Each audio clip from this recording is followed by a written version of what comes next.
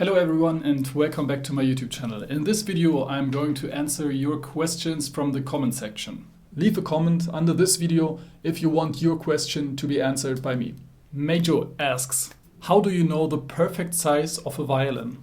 There are three things to consider when choosing the correct size of violin. The first thing is the arm length. The second thing is the size of the hand, the left hand, and the length of the fourth finger, and the third thing is the length of the right arm regarding the bow. There's a rule of thumb that you can use to choose the right size of violin for you. First, you have to take your left hand and grab around your scroll. If you are able to do that, the violin should be the right size for you. If you're not able to reach to the scroll like this, then the violin is definitely too big for you. If your hand goes beyond that, like this or like this, the violin is too small for you. But as you have seen, this is a full-size violin and it is actually too small for me. That leads us to the conclusion that it is better growing up to play on a too small instrument than on a too big instrument. Same thing goes for the left hand. If you are not able to reach with the fourth finger the right place in the first position, then the violin is too big for you. A too small violin has not so many disadvantages like a too big violin has. Same thing regarding the bow. If you are able to place the bow at the tip on the string and still maintain a straight bow, the violin bow has the right size for you. Keep that in mind when choosing a violin, because sometimes you can reach right here, but the bow actually is too long for you and you won't be able to bow straight at the tip. Then some habits can occur, like you play on the tip like that, because your arm can't reach the position it should reach. Amanda asks, for the average adult starting the violin, how long does it take for them to get the bow grip right?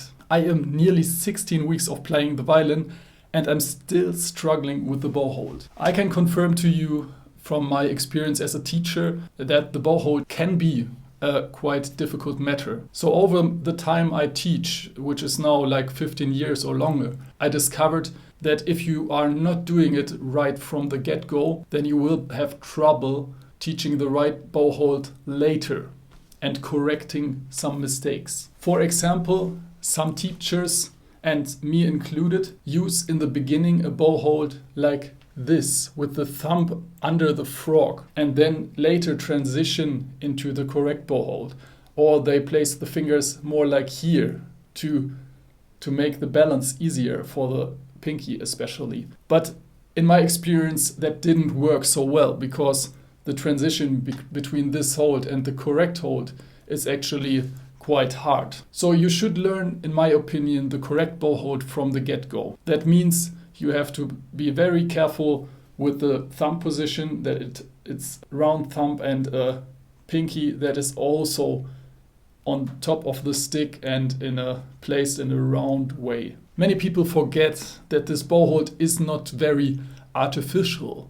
It is actually quite natural. If you let your hand hang like this, place the stick into the hand like this, and then go with the thumb on the correct place, it is basically all that there is for the bow hold. And people get that confused. They think it is quite complicated, but actually it is not. It just gets complicated when you learn it incorrect and then try to change the bad habits. So I have very small students and I'm very proud to say that the bow hold is a thing I can teach in 1 or 2 lessons, and even the smallest of the children get that quite easily.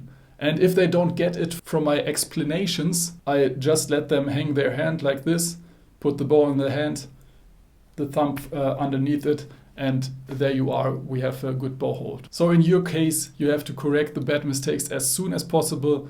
Don't play with a bad bow hold. Always correct the bow hold and don't forget about it until you have that fixed. Joseph asks, hello Simon, do you offer online private lessons? I am a beginner and I couldn't think of who would be a better teacher. First of all, thank you very much.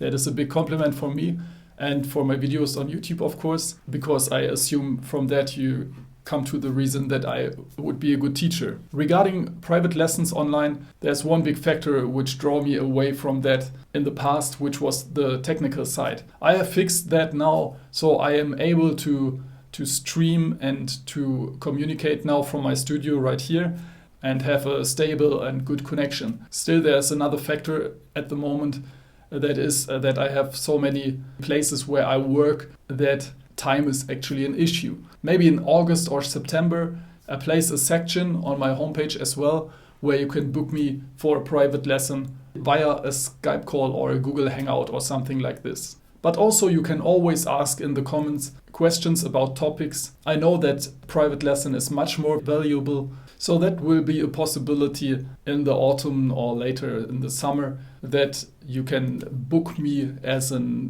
private coach for an online lesson. Alias asks, dude, your violin is beautiful. What kind is it? The violin says, thank you. I actually didn't choose it for the looks. Honestly, I didn't like red violins when I bought this one, but I was so convinced by the sound of this violin and the playability and also the condition of this instrument, which is a 1948 Lorenzo Bellafontana violin, not a very famous maker from Genoa, but it is a quite solid violin. I think I got this from a private dealer and I was convinced by the sound and the playability, and it fits my needs quite well. It is not an outstanding violin, but it works good as a tool for me. This is a very, very solid violin, which has not many problems, and that is one very good quality about this instrument. And also this instrument is quite neutral, has a warm sound on the lower strings, and can still cut through in the higher registers. Juan T. Nguyen asks, I'm sorry for slaughtering your name. My tuning pegs are loose. How should I fix that? If your tuning pegs are loose, this can have different reasons. Usually, if they are loose and you can't make them stick anymore, that means that you have to go to a violin maker and refit the tuning pegs. It is a thing which costs maybe $20 and is a standard operation on the violin. You don't have to buy new pegs or something. It's just that they have to be fitted regularly because the wood over time moves differently, because one is ebony and the other one is from a different tree. So that would be the first step, to make the pegs fit properly by a professional like a violin maker. But there are also things you can do to maintain your pegs and to make them work for you better. There's one thing which every violinist should have in their case, in their violin case, which is called peg soap. It looks like a lipstick, but it is actually a little bit harder, and I think it wouldn't look so nice if you use it. It's a compound of, I think, some wax and also chalk and graphite. Yeah, it works wonders. It makes your pegs go easier and still stick into the violin. If your pegs are too loose and you cannot come further with this peg soap, then you can also use just a little bit of chalk and put it on the pegs and then try if they hold better. But always keep in mind, you cannot make bad pegs run smoothly. So the first step should always be a refitting of the pegs, and then you can rely on your pegs for the next 5 years maybe, and just apply a little bit of peg soap when you change your strings. So that's it for today's video. If I helped you and answered your question, leave a like, subscribe to my channel if you haven't, and also ring the bell to get notified about a new video that I make. Leave a comment in the description if you want your comment to be answered by me. Stay tuned, have a great summer, and keep on practicing. Practicing.